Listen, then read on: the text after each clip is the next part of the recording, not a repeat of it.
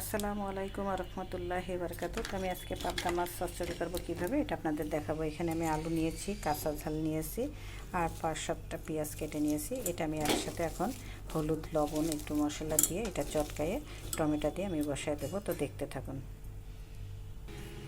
তো আমি হাত মাখা করে সম্পূর্ণ টমেটো, আলু, কাঁচা ঝাল, একটু জিরে বাটা, একটু সরিষা বাটা, লবণ স্বাদ মতো দিয়ে এটা আলু দিয়ে আমি চটকায়ে সুন্দর করে মশলে এটা আমি এখন চাপে দিয়েছি। আমি মাছটা একটু পরে দেবো।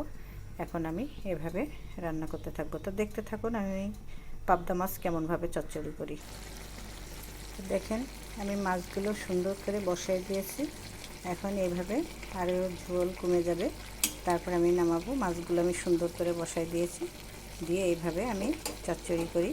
এতে আমি টমেটো দিয়েছি, আলু দিয়েছি, আর 6-7টা পেঁয়াজ, আর একটু জিরে বাটা, সরিষা বাটা, একটু রসুন বাটা। তো দেখতে থাকুন। তো বন্ধুরা, আমার মাছ চচ্চড়িটা হয়ে গেছে।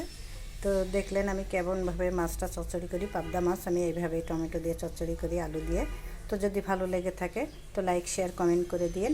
আর আমার ইউটিউবে একটা চ্যানেল আছে বেবি কুকিংস, সেখানেও আমি ভালো ভালো মজার মজার রান্না ছাড়ি, ওখানেও দেখবেন। তো যদি আপনাদের ভালো লেগে থাকে এইভাবে আপনারা চচ্চড়ি করে খেয়ে দেখবেন। তো এইভাবেই আমি মাছটা চচ্চড়ি করি। তো আসসালামু আলাইকুম ওয়া রাহমাতুল্লাহি ওয়া বারাকাতুহু।